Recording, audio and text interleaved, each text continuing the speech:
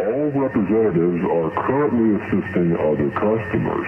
Your call is important to us, so please hold for the next available representative. Thank you.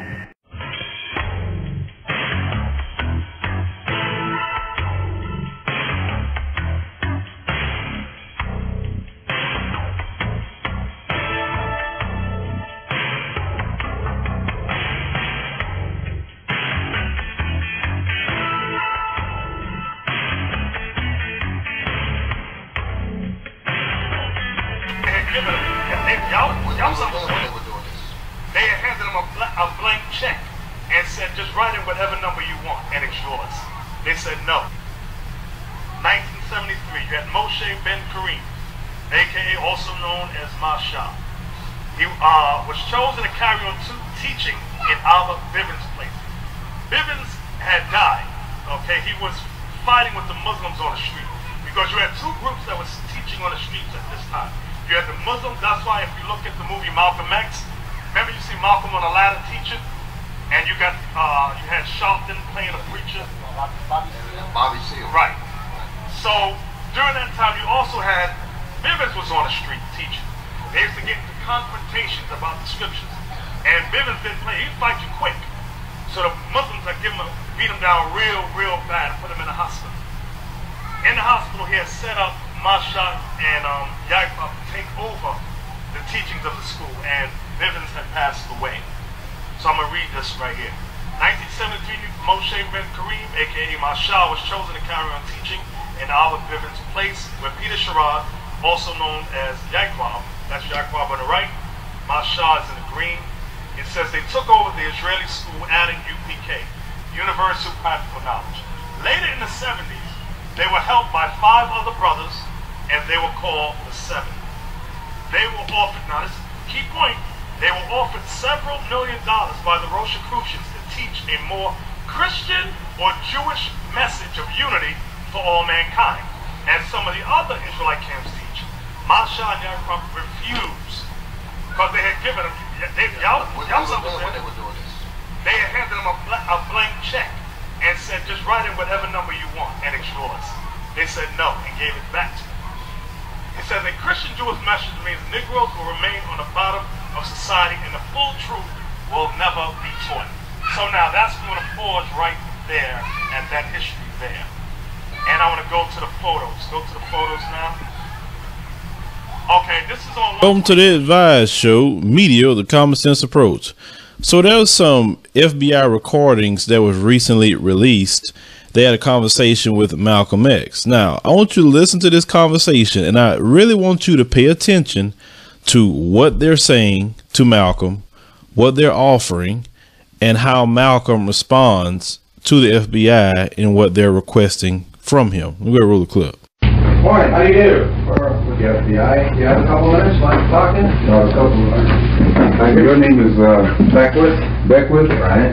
And your name is Fulton. Fulton. Right. From which, New York. New York. There's only one. Only one here. Is probably what you assumed we came for, to obtain any information you want to give us about the Muslims. I didn't assume anything. No. That's a very general statement on my part, but as you know, we follow the activities of the Muslims as best we can, but we're always looking for new avenues of information, and who better than than the head of the Muslims,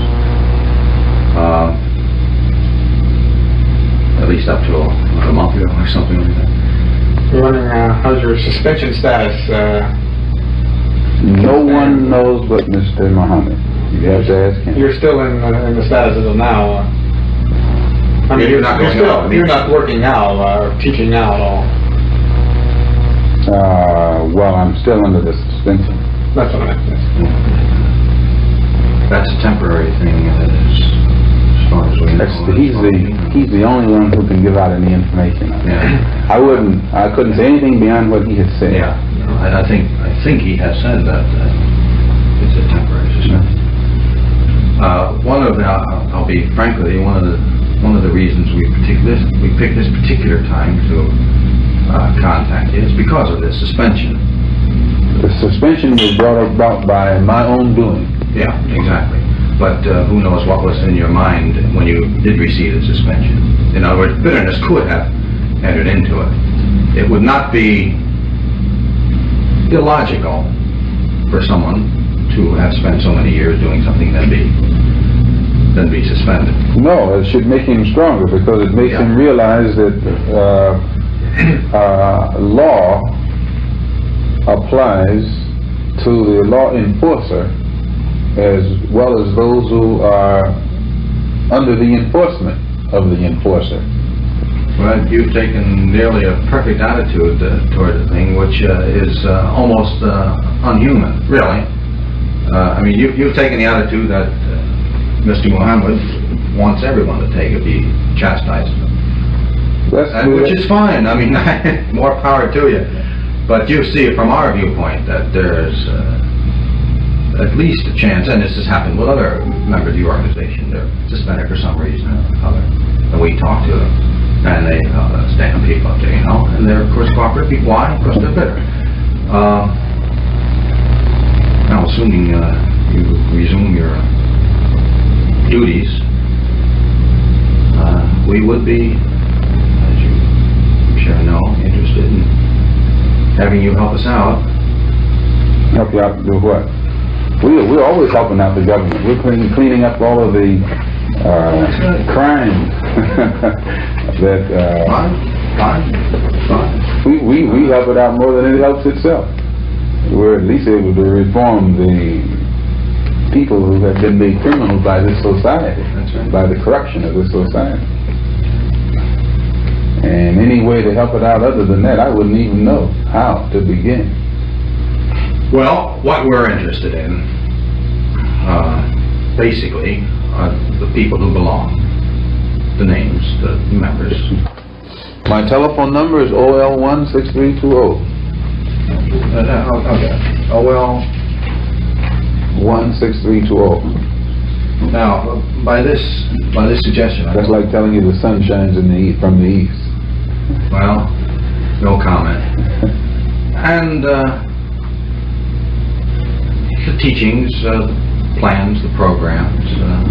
No teaching is more public than ours, and I don't think you find anybody more blunt in stating it publicly than we do. No, exactly. I don't think you can go anywhere on this earth and find anybody who expresses their views on matters more candidly than we do. I can only agree with you. No, that's right. You're right. You do. The main thing is there is a certain area of responsibility. This is getting into our angle of it. What we really want are the names of all those who belong. The names, who they are, the identification. I don't even know them. You keep no records? It's not my job. I'm just a preacher. Yeah, but somebody out there keeps the record. I don't know who. I don't have any knowledge of those kinds of things. With all these other responsibilities I've had, it'd be difficult for me to worry about names. Plus, you would insult my intelligence asking me for them. In fact, no, you would insult your own, because it would mean that your own intelligence isn't heavy enough to weigh me and know in advance what I'm going to say when you ask that question. Well, without getting into an argument on semantics there, you don't know until you ask. That's not semantics. That again goes into your psychology. We've had people that, not this group in particular, other groups. Oh, yes. Who have been just as vociferous against whatever we're investigating as become communists. Make a good case out of it. Communists for 20 years, you know, they hate everything. Go interview them. You don't want to. Go anyway. So you go knock on the door and go, where have you been? Oh, I want to tell you something. You never know till you ask. And that's happened so many times. Sometimes the word isn't convinced, but sometimes money brings out the information. I have no intent to insult you here. According to Dillon, what's his name, the Secretary of Treasury, this government's money is in such trouble until You can still spend it. still, according to your government economists, the dollar itself is in such trouble. A person would be a fool to sell his soul for one of these decreasing dollars. Oh, yeah, I couldn't agree with you more. You'd be a fool to sell your soul if the dollar was increasing. But this has nothing to do with selling your soul. I mean, if you look at it that way, okay. Yeah, but depends on how you look at it. Sure. You insult my intelligence when they, not only they insult me, period, if they think I would tell them anything. But it would be good, and I think in many ways it might be of some benefit to your organization. You know, if in fact we can eliminate people. There's no government agency that can ever expect any information out of me that's in any way detrimental to any religious group or black group, for that matter, in this country. No government agency. That's fine. Because they should use that same energy to go and find who bombed that church down there in Alabama. Well, and if these government agencies spend as much money and time and energy. You know what somebody in the South is saying today? Few people would go up north, investigate the Muslims with the same energy you're trying to find this bomb here. The Muslims don't bomb churches. I know. They say that. But still, the Muslims don't bomb churches. No, if we broke laws, they'd have us in jail tomorrow. Now, did you hear how Malcolm responded? They wanted him to sell his soul for some money. And Malcolm said he's not going to do that for a dollar that's ever decreasing. Now, this is the tactic of a devil. Think about it. Well, you know, if you do this, I'll give you this. It's not going to hurt anything. It's just you're going to get a little out of it. All you got to do is just agree to this. Just like traditional things that we've heard that devils do.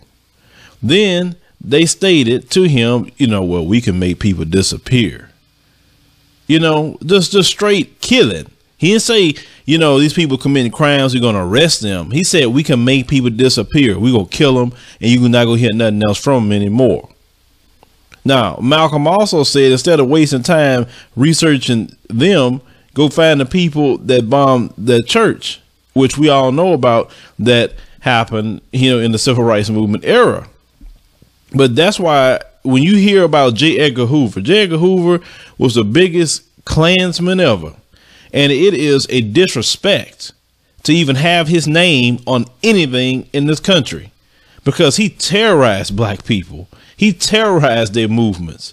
He done all kinds of things to try to destroy the civil rights movement. And one thing that I've noticed, and this is something I've been studying, the unification of the black community is something that is a major thing. Because think about it. They wormed their way in after Malcolm and Elijah Muhammad had their differences to try to get him to go against him and go against the people. That's what they was trying to do. And they stated, just pay attention to that tape, that other people have given them information in the past and other people have taken the deal in the past because they were disgruntled against their group, because they were disgruntled against their group, because they were disgruntled against their group. So this is why we have to be careful when we have disagreements for our brother and our sister. Now, our attitude should be this. Yeah, I got a disagreement with them, but stay out of it. They ain't got nothing to do with you. Because when you are divided, even the word of God teach a house divided shall fall. So you have to be together. And this is why they don't want us together. They don't want us getting along.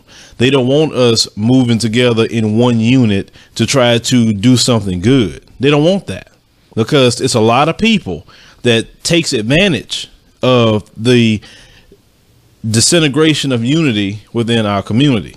So that's what they was trying to do here in the tape, and Malcolm just broke them down.